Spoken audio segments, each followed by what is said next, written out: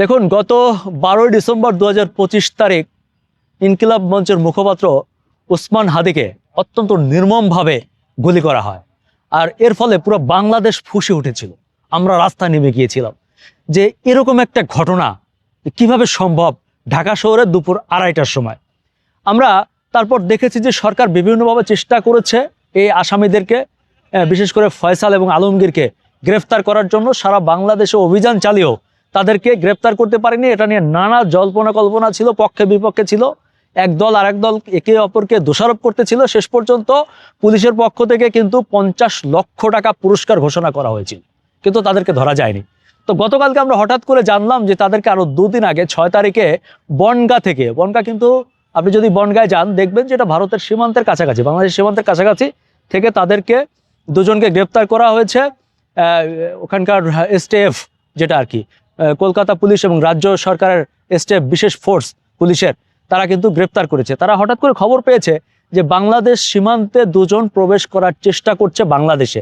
পরে তাদেরকে গিয়ে গ্রেপ্তার করেছে এবং গ্রেপ্তার করার পরে তারা কিন্তু জানতো না যে এরাই হচ্ছে ওসমান হাদির খুনি। পরবর্তীতে তাদেরকে ব্যাপক জিজ্ঞাসাবাদ করা হয় এবং জিজ্ঞাসাবাদে তারা স্বীকার করেছে যে বাংলাদেশের যে চাঞ্চল্যকর যে একটা হত্যা মামলা ওসমান হাদি, এটার সাথে তারা জড়িত স্বীকার করেনি, তবে এই মামলায় অভিযুক্ত আসামি এটা তারা স্বীকার করেছে। আমার কাছে খুব অবাক লাগছে।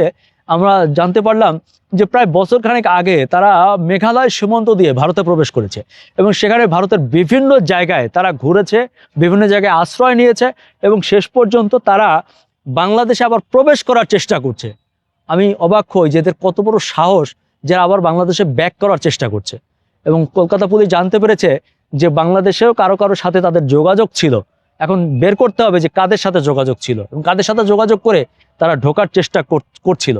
শেষ পর্যন্ত আমরা যতদূর জানতে পেরেছি যে তাদেরকে অলরেডি 2 সপ্তাহের জন্য আটক করা হয়েছে, 2 সপ্তাহের জন্য জেল হাজতে পাঠিয়েছে এবং 2 সপ্তাহে ওখানকার পুলিশও তাদেরকে জিজ্ঞাসাবাদ করবে। পাশাপাশি ওখানকার যারা কলকাতা পুলিশ আছে তারাও বাংলাদেশ পুলিশের সাথে এবং বাংলাদেশের গোয়েন্দা সংস্থা, বিভিন্ন সংস্থার সাথে যোগাযোগ করছে এবং দুটি মিলিয়ে একটু খতিয়ে দেখার চেষ্টা করা হচ্ছে। আমি এটাও জানতে পেরেছি যে ওরা বলেছে যে বাংলাদেশ থেকে কোনো একটা টিম যদি ওখানে যায় তাদেরকে জিজ্ঞাসাবাদের জন্য, তাহলে তারা সেটাও পারমিশন দিবে। যাই হোক, আমরা দেখার অপেক্ষায় আছি। তো এই ঘটনা সোশ্যাল মিডিয়ায় জানাজানি হওয়ার পর কালকে আমাকে অনেকেই নক করেছে, বলছে যে ভাই, এটা কি আসলেই ওদেরকে আনা যাবে নাকি এটা একটা নতুন চাল। অনেকে বাংলাদেশে সন্দেহ করছে যে আসলে ওরা কি গ্রেপ্তার হয়েছে নাকি হয়নি, কারণ তাদের কিন্তু এখনো কোনো ছবি পাওয়া যায়নি। ছবি আপনারা সোশ্যাল মিডিয়াতে যা দেখেছেন ওটা এআই জেনারেটেড। তো যার ফলে অনেকে কনফিউশনে আছেন যে আদৌ গ্রেপ্তার হয়েছে কিনা, কিংবা আদৌ পরশুদিন গ্রেপ্তার হয়েছে নাকি আগে থেকেই ভারতের কাছে গ্রেপ্তার ছিল। ভারত এখন বাংলাদেশের সাথে খাতিল পাতানোর জন্য কোনো একটা কিছু ঘটছে এই। আবার অনেকেই সোশ্যাল মিডিয়া লিখছে যে নতুন নাটক আসছে, অপেক্ষায় থাকুন। তো আপনাদের মতো আমিও অপেক্ষায় আছি, দেখি কি দেখা যায়। এয়ার ডিফেন্স সিস্টেম অত্যন্ত ভালো। ওদের যে মিসাইল যদি হামলা করা হয় তাহলে সেই মিসাইলগুলো পুরো আকাশই ধ্বংস করে দেয়। তো দেখবেন যে কিছু কিছু ভিডিওতে দেখবেন যে আরব আমিরাতে, সৌদি আরবে কিছু মিসাইল পড়েছে, এর অধিকাংশ কিন্তু মিসাইল না। মিসাইলকে ওরা ধ্বংস করার পর ওই ধ্বংসাবশেষ নিচে পড়ে আমাদের কিছু বাঙালি আহত হয়েছে, যার ভিতরে একজন নিহত হয়েছে। তার আজকে তার দেহ নিয়ে আসা হয়েছে, তার লাশ নিয়ে আসা হয়েছে এবং আমাদের বাংলাদেশের যারা মন্ত্রী মহোদয় আছেন তারা রিসিভ করেছেন। এটি আপনাদের জানিয়ে রাখি, এটা আমাদের জন্য আসলে খুবই কষ্টের, দুঃখের, এবং আমরা একজন রেমিটেন্স যোদ্ধাকে হারালাম। খুবই দুঃখজনক। আমরা হচ্ছে যে বাঙালি, আমাদের প্রবাসী, আমি দেখেছি যে প্রবাসীরা কত কষ্ট করে। একটা রুমের মধ্যে তারা 20 জন 25 জন করে, সারা দিন থাকে, সারা দিন তারা খাটাখাটনি করার পর সেই গরমের মধ্যে কিভাবে যে জীবনযাপন করে, তার মধ্যে বউ বাচ্চা শালি ফোন দিয়ে বলে আইফোন লাগবে, এটা লাগবে, ওটা লাগবে। এবং তারাও দেশের প্রতি এতটা অনুগত থাকে, এতটা মায়ায় পড়ে থাকে যে রক্ত বেচা হলেও আমাদের জন্য টাকা পাঠায়।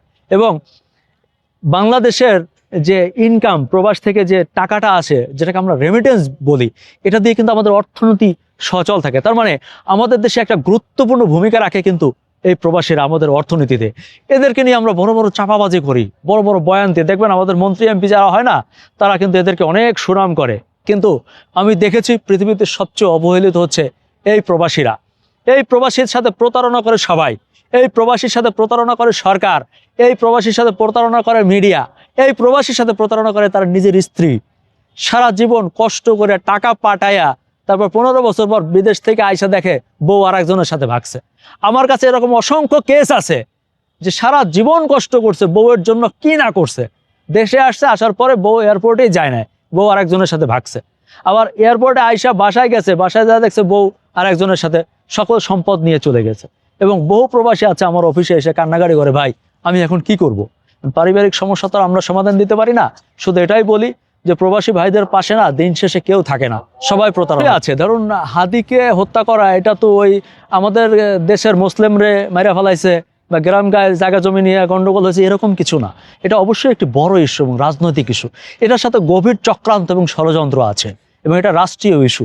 সো এই ইস্যুতে সেই সব সন্ত্রাসীদের সাথে বাংলাদেশের কেউ যে জড়িত না, ওদের সাথে কেউ যে কানেক্টেড না, ওদেরকে কেউ শেল্টার দিচ্ছে না এবং ওদেরকে আবার ফ্রি আনার কেউ যে চেষ্টা করছে না, এটা তো আমি বলতে পারি না। করতেই পারে কিংবা করাটাই যৌক্তিক, তা নাহলে তারা কেন সীমান্তে আসলো এবং কাদের সাথে যোগাযোগ করলো, এটাও খতিয়ে দেখা উচিত।